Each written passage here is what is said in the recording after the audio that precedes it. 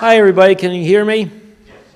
Cool. Submarine warfare is hard to make sense of.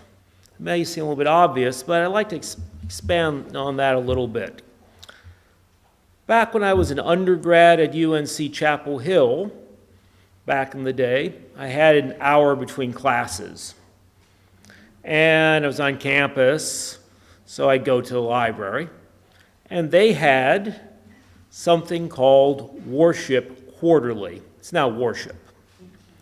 And it contained some of the issues I was looking through. I was interested in naval history. And some of these issues had a series describing U.S. submarine losses in World War II with a detailed account. I thought it was interesting. I read all those. And something immediately stuck out. That is 52 U.S. lost submarines, World War II.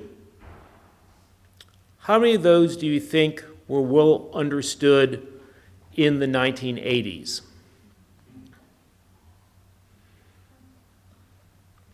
About 2/3. Yeah, about 2/3. Well, this includes the ones that ran aground. So, you know, yeah, fully a third, about 18, we had a limited to no understanding of what happened. Is that issue unique to American submarines? You know, Pacific's a big place, right? What's about the British in World War II? Even worse. It's more like 40% not understood. So what's going on here? What are the issues we face? Well, submarines are stealth weapons, right? They're successful by not being observed. They're underwater, which allows them to secretly attack and to evade attack, right? When submarines are lost, we attribute those to attacks we see. Destroyers or armed trawlers or whatever dropping depth charges. Planes dropping bombs, right? Things like that. We don't typically attribute submarine sinkings to things we don't see. What don't we see? What don't we observe? Mine hits. Accidental loss. Okay? Keep that in mind. The other issue with these attributions is that we're people. We as people like what? We like an answer. We want to know, right? Yes or no? What happened here? Who did it? Unfortunately, if you look at a lot of these sinking attributions, the evidence we have, many cases, is not, well, completely convincing.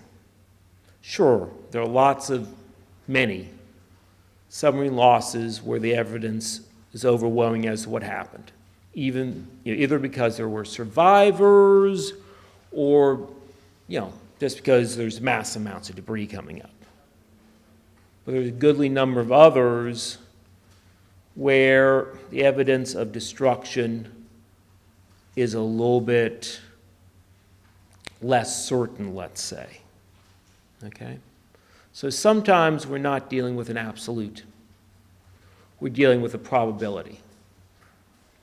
Maybe if we had 10 attacks that read like this, maybe the submarine, the U-boat, was sunk in 6 cases, or 7 or 8. Right? What's that mean? Sometimes the submarine got away and was lost someplace else. And that can create a complete mess to sort through, unfortunately. And here's another problem.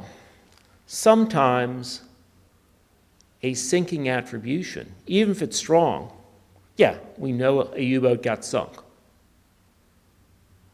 We don't know which U-boat got sunk, right? So this all makes for a situation that's, let's say, challenging to sort through. Now, some things that do not equal a valid sinking claim. Yeah. When a submarine dives quickly, a cloud of steam and black smoke may be observed, which is apt to convey a false impression that the submarine had been hit. Right?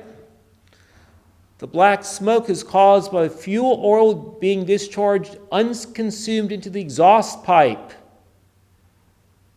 And the white portion of the cloud is steam due to the hot exhaust pipe coming into contact with seawater.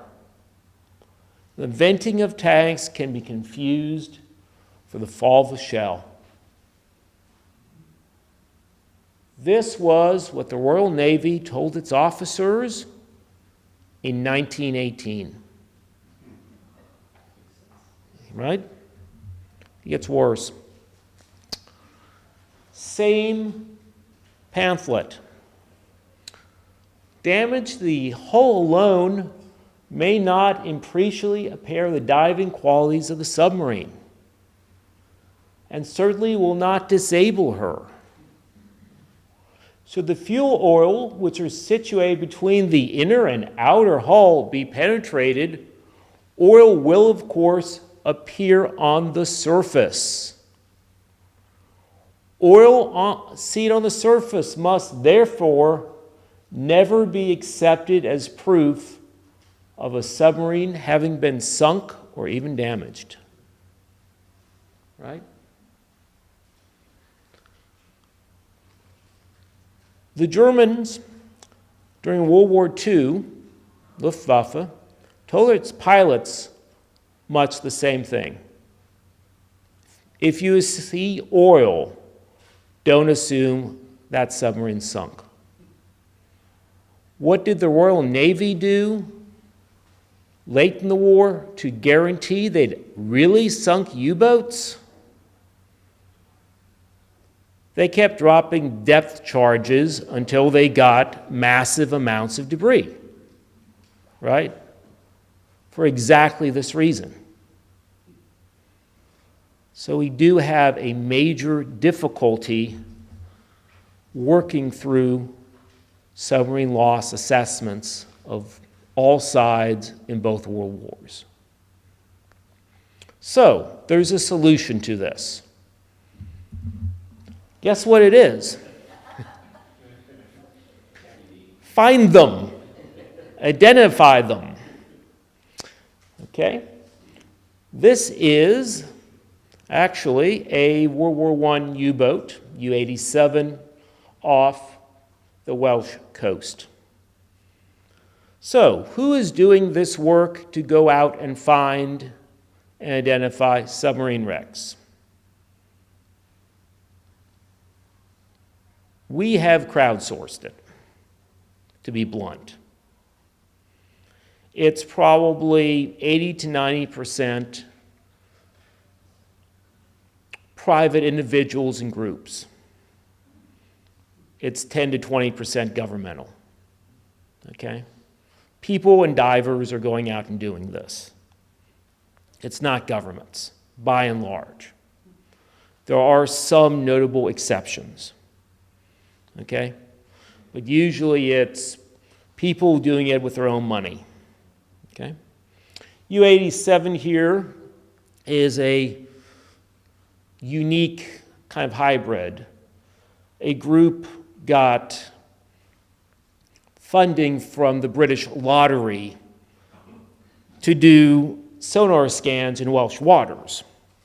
This was a known submarine wreck They went out, they mapped it. And that's a very nice sonar image. Okay? Now there's some issues with wrecks and working with divers about wrecks that we need to discuss here. So a dive group claims they have found a submarine. Okay. Yeah. Issues. But even before that, there's the issue of what's been found. And I don't even mean specific submarines. Right? In general, how many submarines have been found? Where are they? I handled the World War I material for U-boat.net.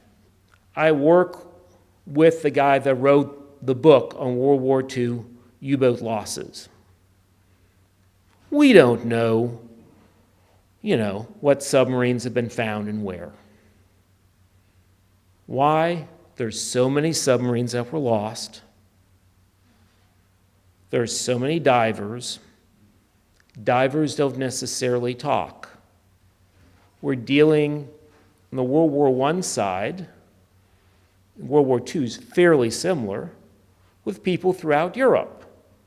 So I've got the Baltic, I've got the North Sea, I got the English Channel, I got the Bay of Biscay, I've got everything in the Mediterranean and Adriatic and Black Sea. Yeah. How many nationalities is that? Right? Yeah, I know you might have put a video on YouTube of your wreck, but still, does that make it into the English language database? Maybe not. And even if it does, okay, what are the qualifications of those people doing this wreck identification? Hint, they don't always get it right. About 15 years ago, British dive group claimed to have found the World War I U-40 off the Scottish coast. Fairly significant wreck. This was one of the bizarre cases in which you had a trawler towing a British submarine. The U-boat comes along, stops to shell the trawler. Okay, trawler cuts the line. The British submarine goes and torpedoes the U-boat. Two of these cases in 1915. So this dive group was really excited that they found this World War I U-boat. They put out a press release. Then they bothered to look at their video. It's a World War II U-boat. Yeah, it's U-1020. So yeah, this sort of thing happens all the time. Or, well, if it happens once, it's too much, but there are other cases as well. This is a well-known Belgian diver who put out a press release last year saying he had identified a World War I U-boat, UB-32, off the Belgian coast. What's the problem? And by the way, that attribution's correct. Well, he put out a book about 10 years earlier where he said that wreck was UB-17 of a completely different class of submarine. This stuff happens. Okay? A Danish group found a submarine in the North Sea. They're looking for a German U-boat. This submarine had a conning tower that was detached. They brought up the conning tower of this German, they thought, submarine, and everything in it was in English. Yes, it was British. It's now on display at a museum in Denmark. And with the brass or bronze conning tower. It's very spectacular to look at. So these issues happen a lot.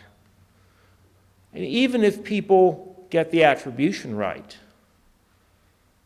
that doesn't really complete our historical understanding. Because I, as the historian, want to know a little bit more. Okay? How is this submarine lost? And what does that oftentimes mean? Where was this submarine lost? Why am I asking that?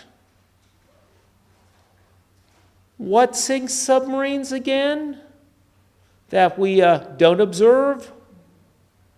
Mines, right? Do I have a list of the minefields? Yes. Do I want to know if that wrecks on one of those minefields? Yes. Is that information easy to get out of divers? No.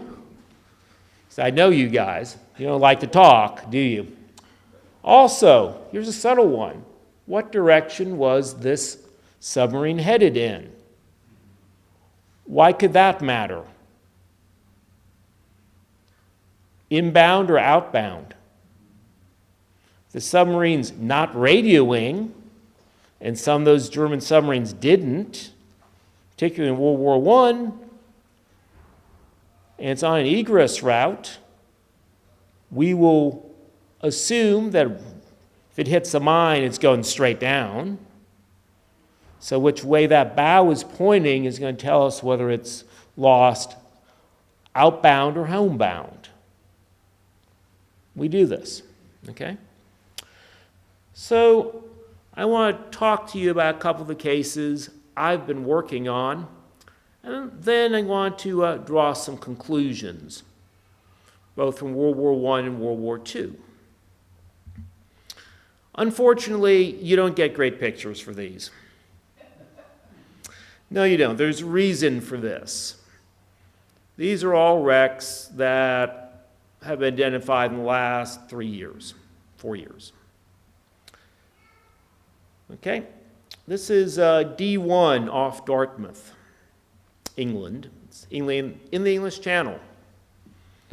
This is a couple miles off the British coast, and this wreck is in 160 feet of water. It's only identified 3.5 years ago. Okay. It was supposed to be the German U-boat UC-49, a mine layer, lost in August 1918. This was an important sinking. It's the first case of a submarine being hunted to destruction.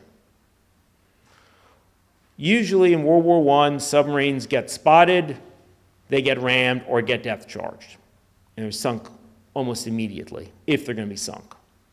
This was a case where the submarine gets sighted in the morning, is kept down, then comes to the surface in the evening and is depth charged and sunk.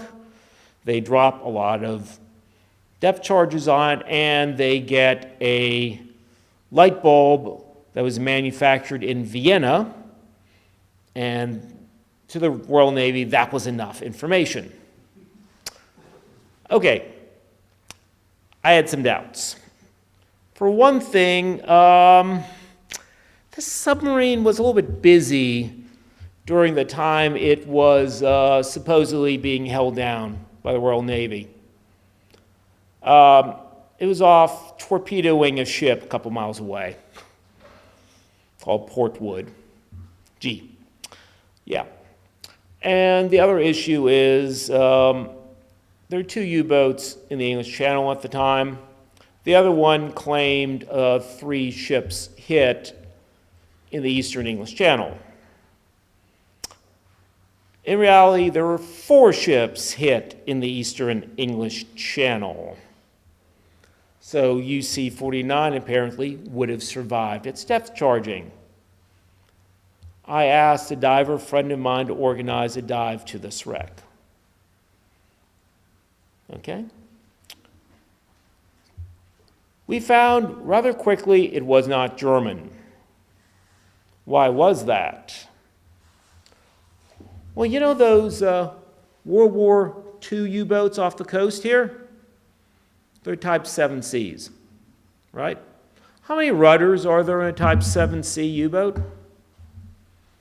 2. A UC2 mine layer is the granddad of a Type 7C. Okay? It has the same stern arrangement, 2 rudders, and a stern torpedo tube. This wreck had 1 rudder, right? 1 rudder. Not German. Okay? Why had no one noticed this? Why had nobody noticed this? I mean, it's 3 miles off the coast of the English Channel, 160 feet. That's not that deep. It's 3 miles off Dartmouth. What's the second word in the city name? Mouth, as in mouth of the Dart River. And guess what that means? Yes. And guess what else it means? Crappy visibility.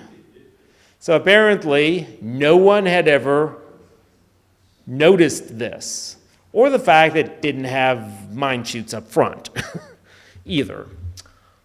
So this wreck we were able to quickly figure out was the British D1. It's now I believe it's called a scheduled monument.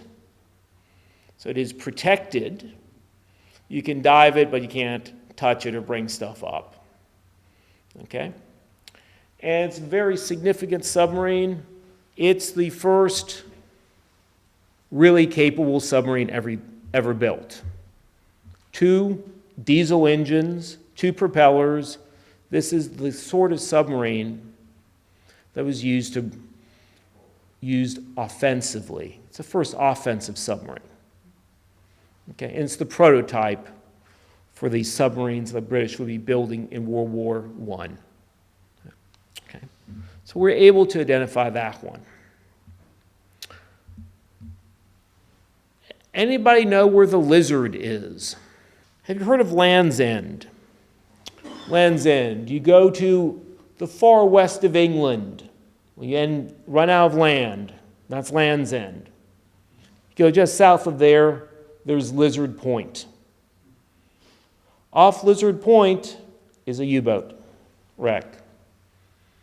This is 240 feet of water or something like that. It's also an extremely exposed site and fairly remote. This wreck was found about, coming up on 20 years ago. Previously been dived twice. Usually when we think about a submarine wreck, we have 1 possible lost cause, right? This case, we got 2. There's a ramming claim. The submarine may have been rammed, right? Not an overwhelmingly strong ramming claim as ramming claims go. It's, we hit submarine, we backed out. Submarine was not diving. Okay? The wreck is also a half mile from a deep minefield. Which one is it? What caused this submarine to sink? And which one is it? I say U-95, but the reality is this submarine we know to be of the U-93 class. 3 of them were lost in January 1918. Which one of the 3 is it? They're otherwise identical. How do we know? How do you identify a World War I U-boat? Anybody? Their records, yeah, I can get all 3 of the boats there. if I really wanted to. Which one? How do we do this?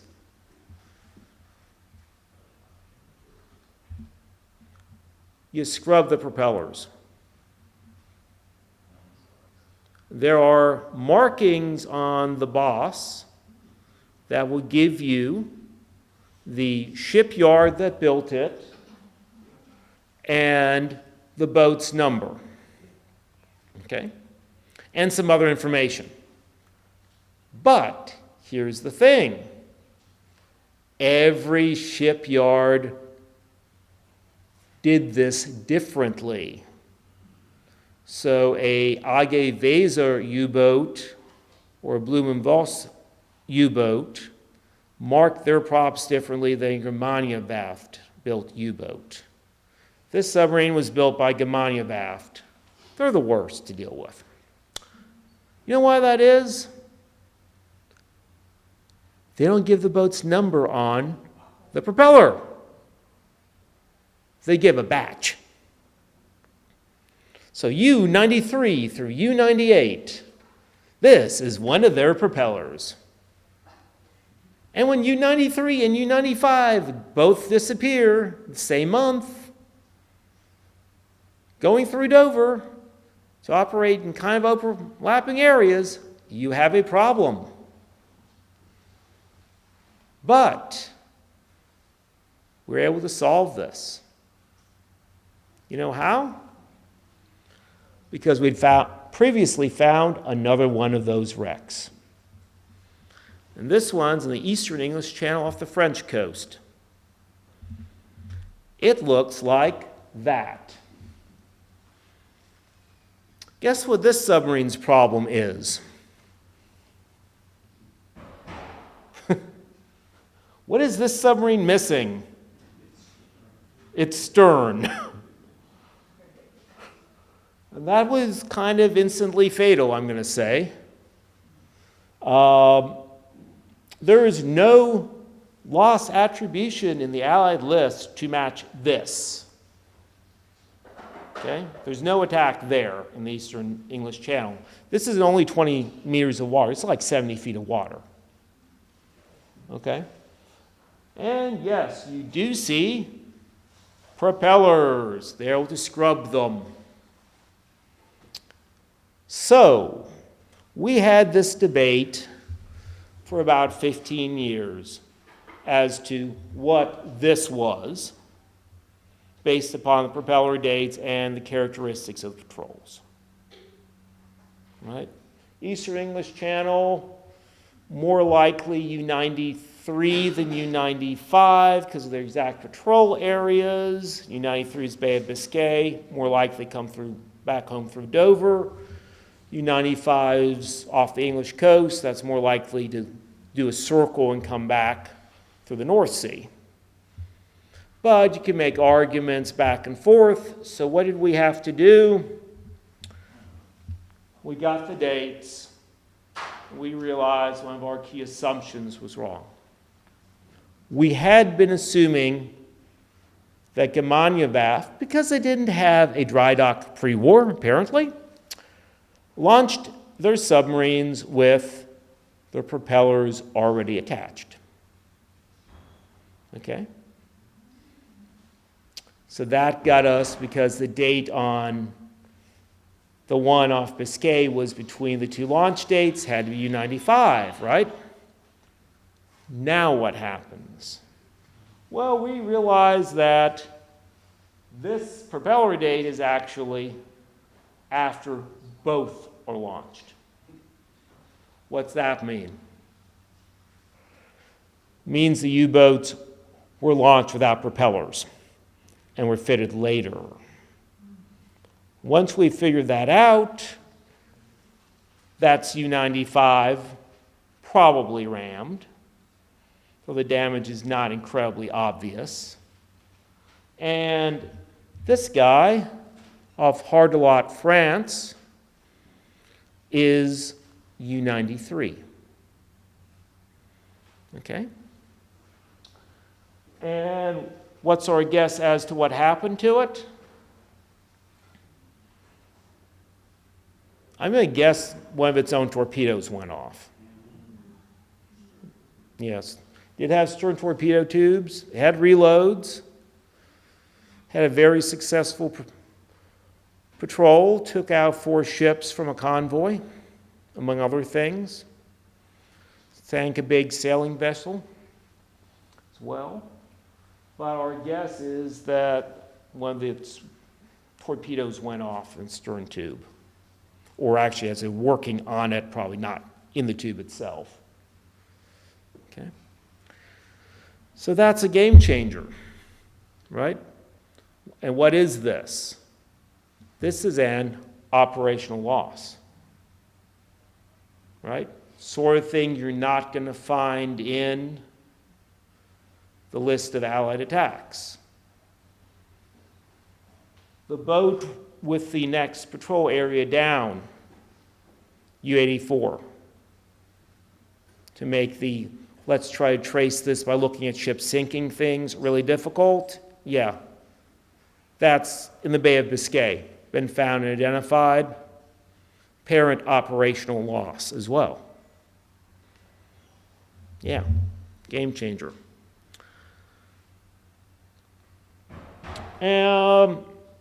Okay, this is a not very good sonar scan. And I apologize for this. The video is even worse. And we won't even talk about the stills. U-77 is a big mine layer.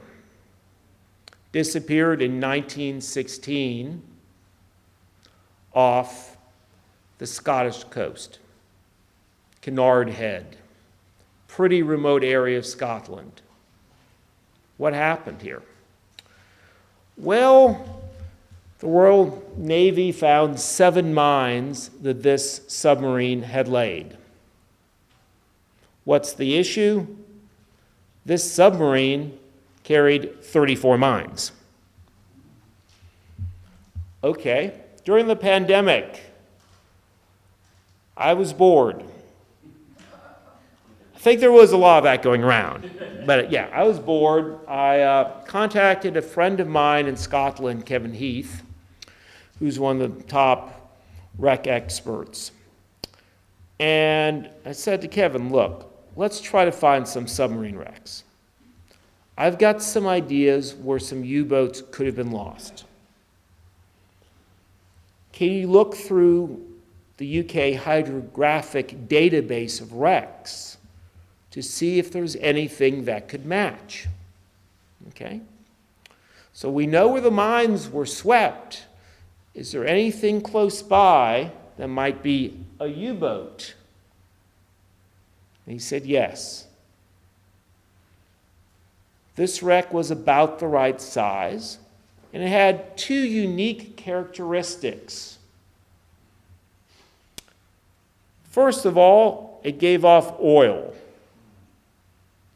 How did they know it gave off oil? And this is, by the way, in the 1940s or 50s or 60s. They dropped a depth charge on it. Yes, that's what they did back then to determine whether it was coal-powered wreck or oil-powered. They dropped a depth charge on it. So here's the other thing. This wreck's been down there a while. Okay, they had a sonar scan of it, which they didn't save. It's done by a Royal Navy warship. And the description of the sonar scan said it had a funnel amidships. Okay, is that a problem? What's the first thing that decays? Thin metal, right? What are funnels made of? Thin metal. What else has something popping up amidships? I don't know, maybe a submarine? Yeah. So from that, we were 95% sure it was a sub. That was U-77 specifically. Okay? So finally, in September, a local dive group was able to confirm that for us. This is a sonar scan. Yes, that's 103 meters deep, 340 feet of water. Who's signing up for that dive? And oh, by the way, the visibility in this area is also bad. So they ended up putting a drop cam on the wreck. It showed it was a submarine, which was good enough for us in this case, because we had a theory, we had, nothing else obviously lost there. We were able to solve this case. Then we got this. This is in the English Channel. It's also in like 240 feet of water or something. No, excuse me, yeah, a little more than that. It's about 50 miles off land. Okay? This wreck's been dived once previously. It is a German UC-II mine layer from World War I. Okay?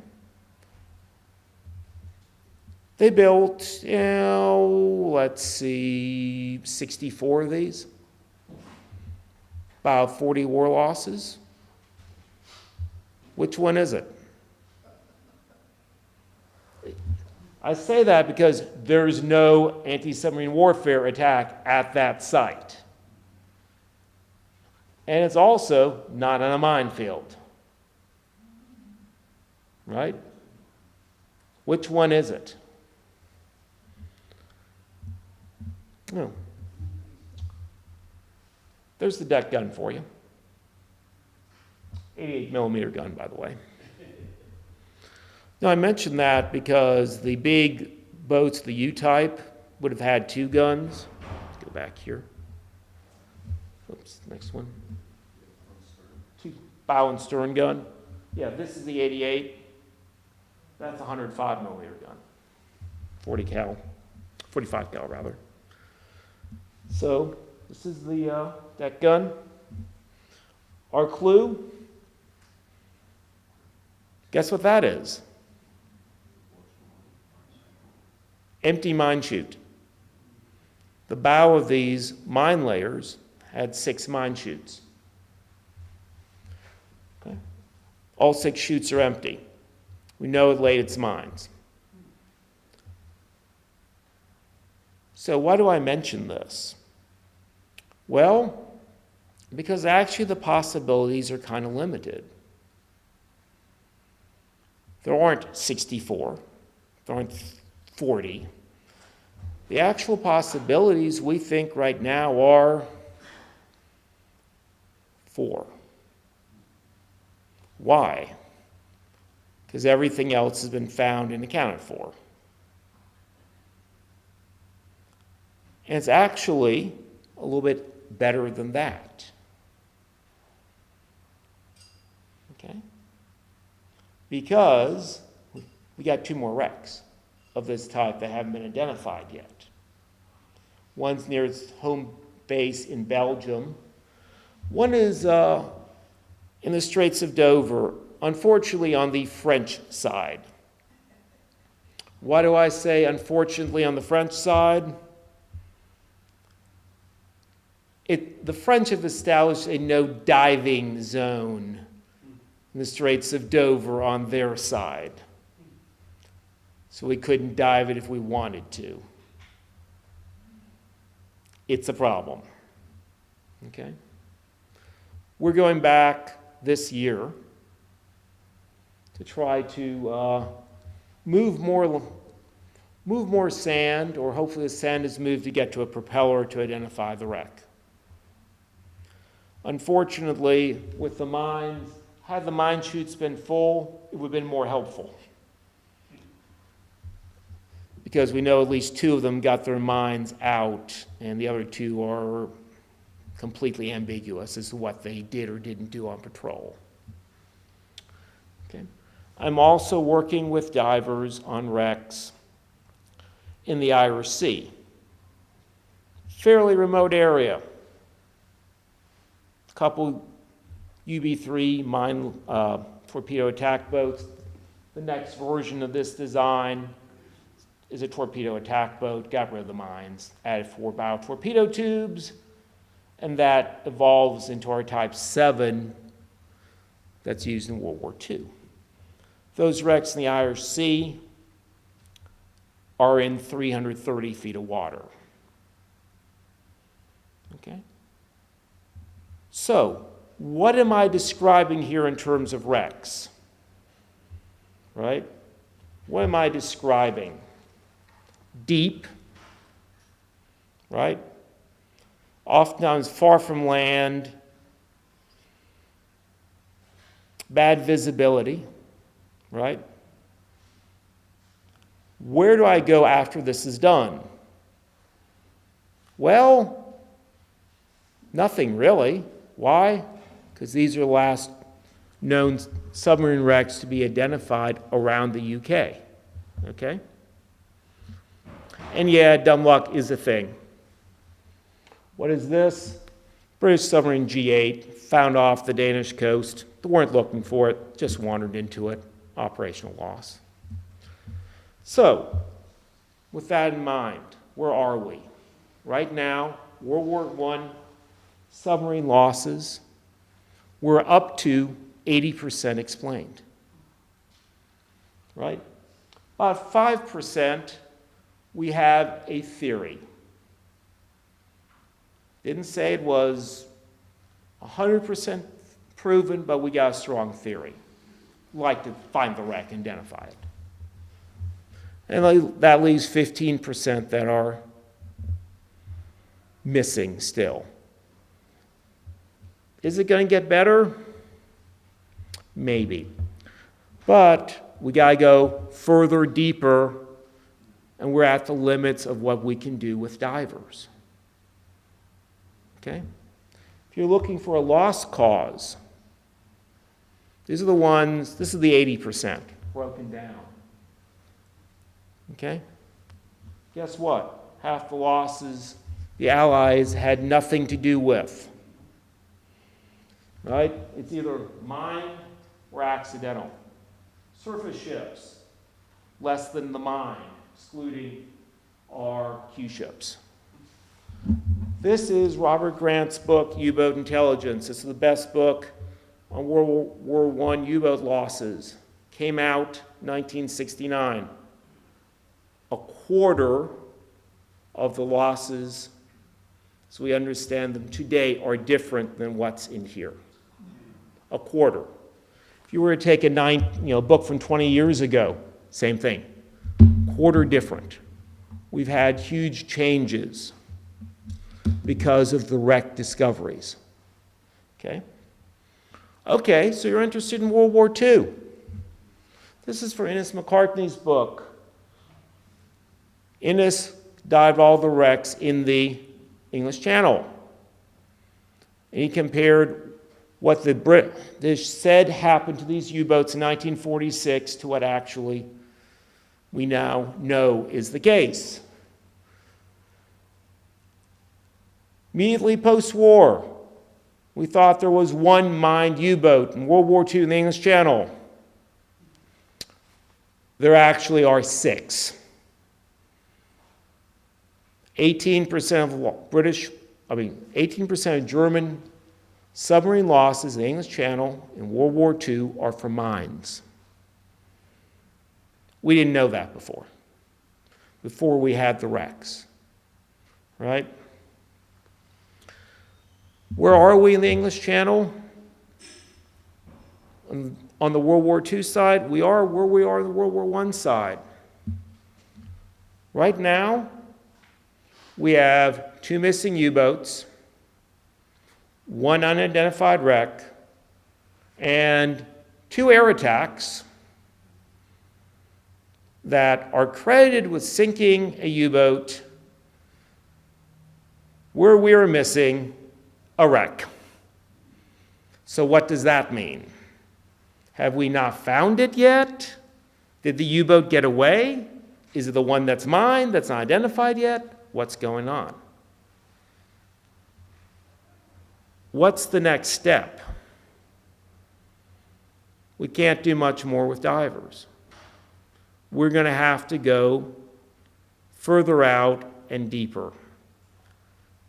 Oftentimes a lot deeper. There have been some notable successes.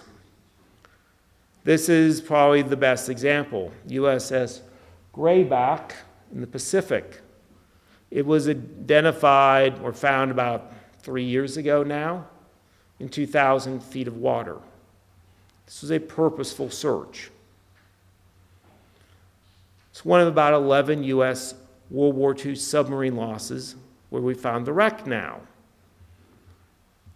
I would not say this has reduced the number of missing U.S. submarines, though.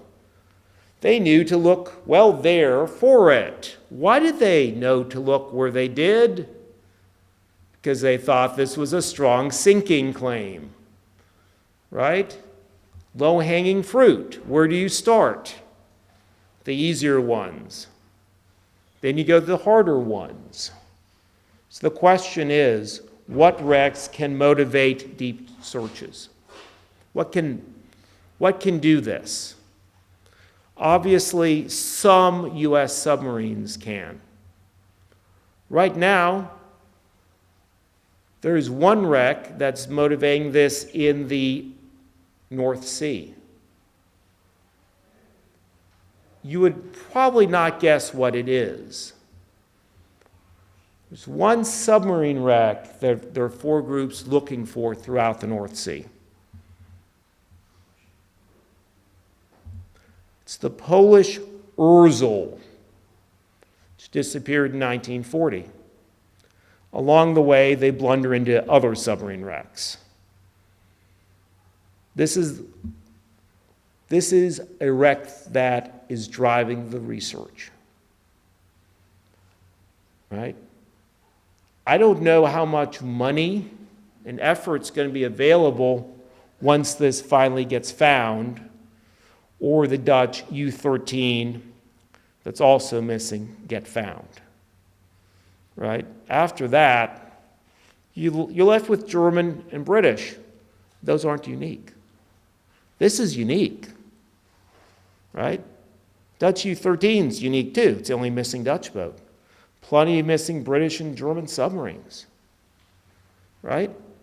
So the issue becomes, to what degree do you motivate? Can you get people to go and look deeper, further out, and bring an ROV along to identify a submarine further out? There's actually a case, good test case off North Carolina. This is from U-boat.net.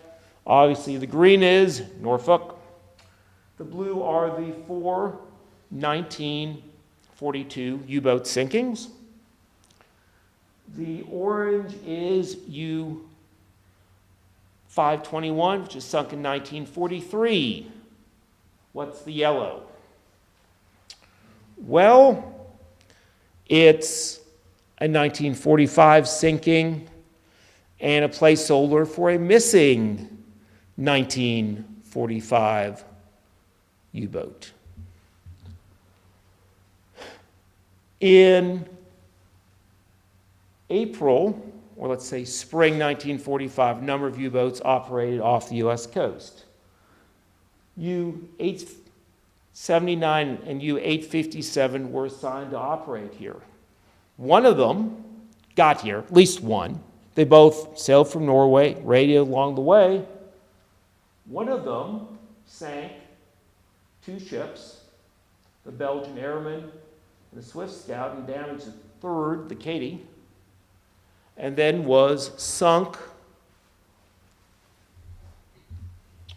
the northern dot, April 30th, 1945. Which U-boat is it? It's solvable. The wreck's reasonably deep. It should be in good shape. Somebody needs to do is to go find it, put an ROV on it, film it. I know the guy that will gladly identify it. He wrote the book. He's the expert.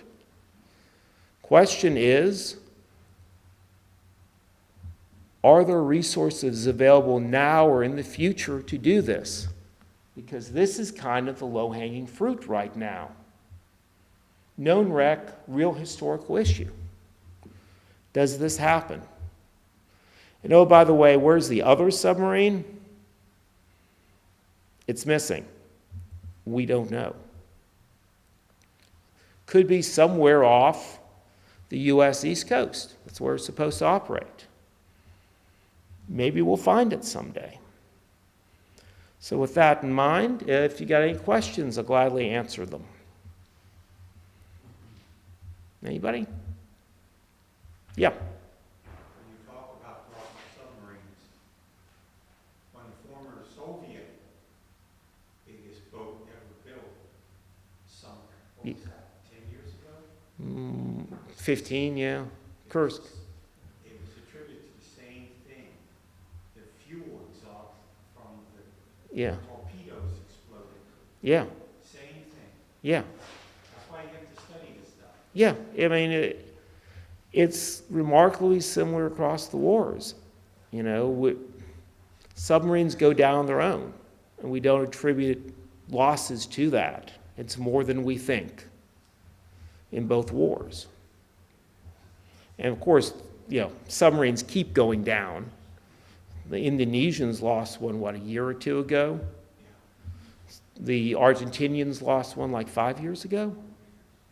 It happens. It's the nature of the beast, unfortunately. Any other questions? Yeah. How far offshore is projected for the two yellow subs there? Okay, northern one, I don't know. 50, 75 maybe? 75 miles? 7,500 miles? Something like that. Relatively speaking, in the grand scheme of things, that's kind of doable, right? Not talking about the middle of the Atlantic. We're talking a couple of hours off the U.S. coast. And if we can't get things like this resolved, what, you know, when there isn't anything else close, what help is there to address the really hard ones where we're searching big areas for, you know, less critical missing submarines? So hopefully at some point this happens. That's off the shelf, isn't it? Yeah, it's off the shelf. Okay, we've got technology now that can deal with that. You know? Because there are going to be a lot of missing submarines off the shelf, including U.S. and the Pacific. And unfortunately, these efforts have been very fragile. Paul Allen, one of the founders of Microsoft, funded a lot of efforts to find U.S. warships sunk in World War II in the Pacific, and Japanese ships too. They found two of the carriers sunk in the Battle of Midway, Kaga and Akagi. Then he died. And with that, the funding ended, and they never found the other two, Soru and Hiru, right? That gets into private efforts and, how long does it happen? Anybody else? Yeah. How many World War I subs are known to be sunk off the U.S. coast? None off the U.S. coast. They operate here. They operate obviously off the Outer Banks, sinking Merlot and the Diamond Shore Light vessel. But they all got back except for one. It's U-156. That's presumed mined homebound on something called the Northern Barrage. Minefield from basically the Orkneys all the way, and Shetlands all the way to the Norwegian coast, 70,000 mines.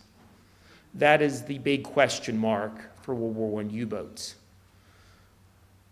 2006 identified 2 boats sunk on that minefield. They're up to another 6 missing. I would love to get funding to do a sonar scan on the other portion of that critical minefield. It hasn't happened last 15 years. You know, that would really help things tremendously, but, you know, fragility of effort, unfortunately. Anybody else? Yeah.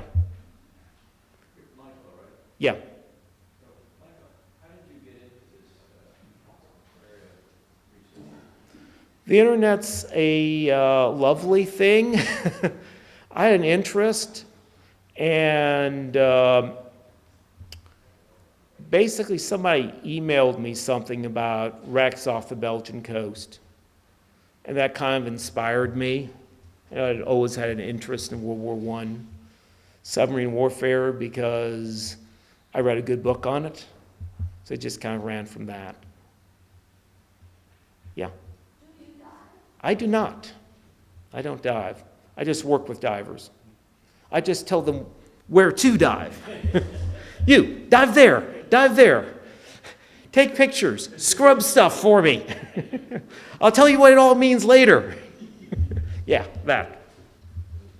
So, yeah, Yeah, you mentioned 70,000 miles in one area. yeah. So I'm assuming those are deep mines, is that right? Combination.